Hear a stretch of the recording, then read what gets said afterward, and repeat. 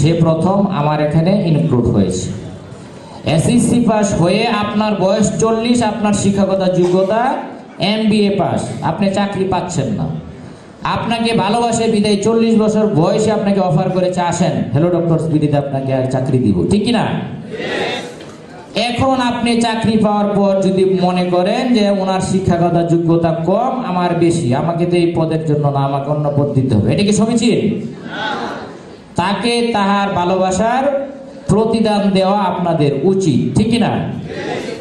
সুতরাং আমি বলবো যারা এই ধরনের করবেন তারা হয়তো হ্যালো ডক্টরস বিডিতে টিকে থাকা সম্ভব না। যেহেতু আপনার শিক্ষাগত যোগ্যতা ভালো, আপনার ভবিষ্যৎ হ্যালো ডক্টরস বিডি গঠন করে দিবে। আপনি আপনার দক্ষতা, যে কথাটা আসছে, দক্ষতার প্রমাণ দিবেন। যখন আমরা কাজ শুরু করব, আপনি মানুষের ঘরে ঘরে যে আপনি প্রাথমিক স্বাস্থ্য সেবা পৌঁছে দেন। বাংলাদেশের প্রতিটা ঘরে ঘরে মানুষ অর্থের অভাবে প্রাথমিক স্বাস্থ্য সেবা নিচ্ছে না, ঠিক কিনা? আপনি কাজ করতেছেন গার্মেন্টসে, গার্মেন্টস শ্রমিকদের বেতন খুবই কম, তারা 1 টাকার অভাব, 2 নম্বর হচ্ছে সময়ের অভাব, তারা ছুটি পাচ্ছে না। যার ফলে সময়ের অভাবে সে ডাক্তার দেখাচ্ছে না, টাকার ভয়েও সে ডাক্তার দেখাচ্ছে না। এই ব্যক্তির মোবাইল নাম্বারটা যদি আপনি রেজিস্ট্রেশন করে দিয়ে আসেন, আপনার নাম্বারটা রেজিস্ট্রেশন থাকলে হ্যালো ডক্টরস বিডি 10646 নম্বরে আপনি গার্মেন্টসে যে অবস্থায় আছেন, যে কর্মতেই থাকেন, সে অবস্থায় মোবাইলের মাধ্যমে MBBS ডাক্তারের সেবা নিতে পারিবেন এবং প্রেসক্রিপশন SMS আকারে আপনাদের মোবাইলে পাঠিয়ে দেওয়া হবে। তাহলে কি সে রেজিস্ট্রেশন করবে না? এবং সে কি উপকৃত হলো না?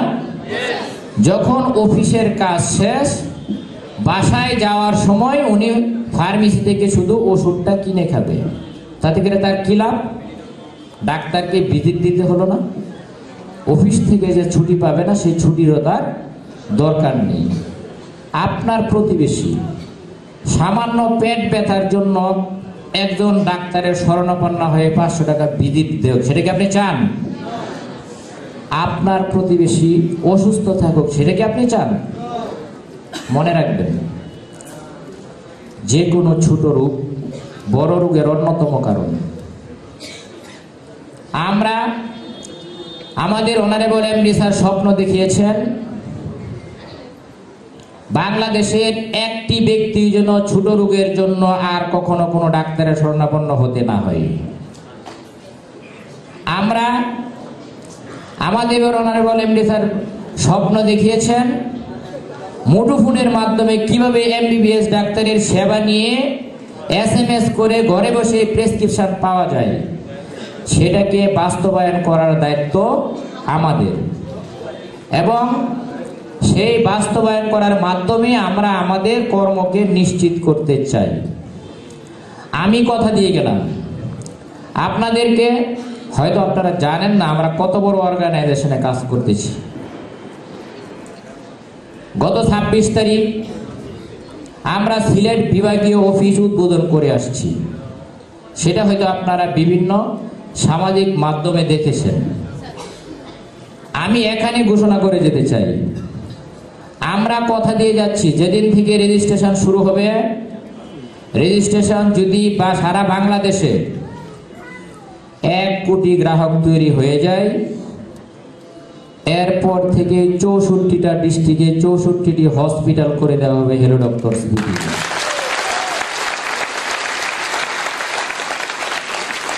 আমি চাই 64 ডিস্ট্রিক্টের মধ্যে প্রথম হসপিটালটি এই মাদারীপুরে অনুষ্ঠিত হোক।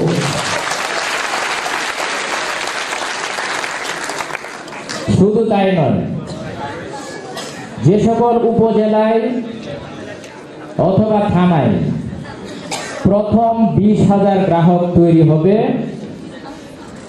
ওই উপজেলায় একটি করে সার্ভিস সেন্টার তৈরি করে দেওয়া হবে। আমি চাই এই মাদারীপুরের যে কোনো উপজেলা অথবা থানায় প্রথম সার্ভিস সেন্টার তৈরি করা হোক। তার জন্য আপনারা প্রথম মাসেই আশা করি নিরলস প্রচেষ্টার মাধ্যমে কাজ করে যাবেন, যাতে করে আপনার উপজেলায় 20,000 গ্রাহক তৈরি হয়। আমি কথা দিয়ে গেলাম, যারা প্রথম মাসে programme organiser, area manager, regional manager, যারা প্রথম মাসে পার্মানেন্ট হবেন, তাদের জন্য হ্যালো ডক্টরস বিডির পক্ষ থেকে বিশেষ পুরস্কার দেওয়া হবে। আপনারা হয়তো জানেন না, আমাদের অর্গানাইজেশন হ্যালো ডক্টরস বিডি কোন পর্যায়ে পৌঁছে গেছে। আজকে সিরাজগঞ্জে আমাদের বিভিন্ন ওয়ার্ল্ডের বিভিন্ন হেলথ অর্গানাইজেশন নিয়ে মিটিং হচ্ছে। সেখানে মিটিং করার পূর্বে আমাদের অনারেবল এমডি স্যারকে ফোন দেওয়া হয়েছে যে হ্যালো ডক্টরস বিডির পক্ষ থেকে একজন প্রতিনিধি আমাদের কাছে পৌঁছাতে হবে।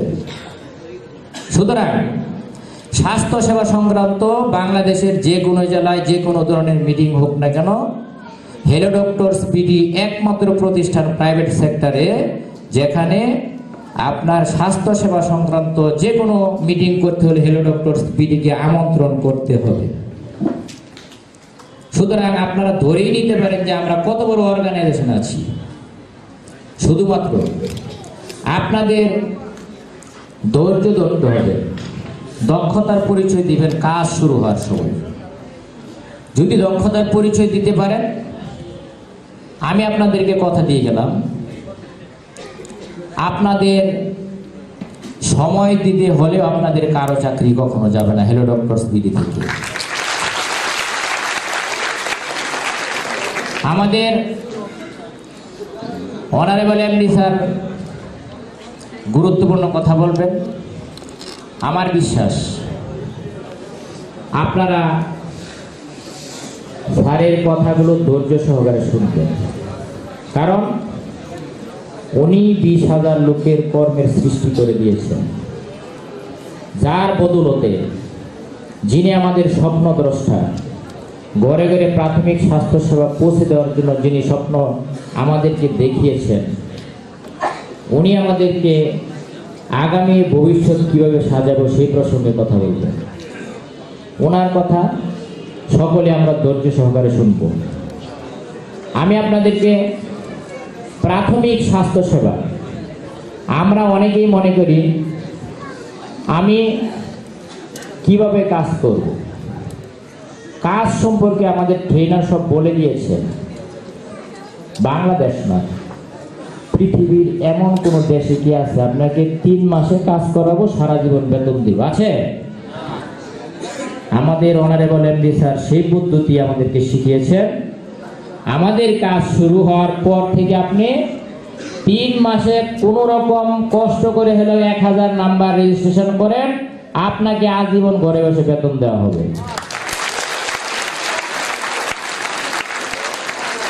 তাহলে আমরা কি 3 মাস কষ্ট করতে পারবো না? আপনাকে 3 মাস কষ্ট করে হলেও, আমি মনে করি আমি যে জায়গায় বর্তমানে কর্মরত আছি, আমার কাজ শুরু হওয়ার পরে আমি কথা দিয়ে গেলাম প্রথম দিন রিজাইন লেটার আমি দেব। কারণ এই চাকরি আমার দরকার, আমি 3 মাসে পার্মানেন্ট হবো, আজীবন ঘরে বসে বেতন পাবো। এটা কি আপনারা চান না? সুতরাং যখন থেকে কাজ শুরু হবে, আপনারা 3 মাস কেন, আমি প্রথমেই বলেছি 1 মাসে পার্মানেন্ট হবে। 1 মাসে পার্মানেন্ট হয়ে আমি যে কথা ঘোষণা দিয়েছি, আমার অফিসে অনারেবল এমডি স্যারের কাছে দাবি উঠাবেন যে প্রথম ডায়াগনস্টিক সেন্টার আমার উপজেলাতে স্থাপন করুন। সুতরাং আপনারা আমাদের সাথে ধৈর্য সহকারে থাকেন, আপনাদের কেরিয়ার গঠন করার দায়িত্ব আমাদের। অনারেবল এমডি স্যার আমাদেরকে সেই যে স্বপ্ন দেখিয়েছেন, আসুন আমরা সকলে মিলে 20,000 লোকের কর্মর বাস্তবায়িত করে বাংলাদেশের প্রতিটি ঘরে ঘরে মুঠোফোনের মাধ্যমে প্রাথমিক স্বাস্থ্যসেবা পৌঁছে দিয়ে আমরা আমাদের কর্মকে বাস্তবায়িত করি, সেই আশাবাদ ব্যক্ত রেখে আপনাদের সুস্বাস্থ্য কামনা করে আজকের মতো আপনাদের কাছ থেকে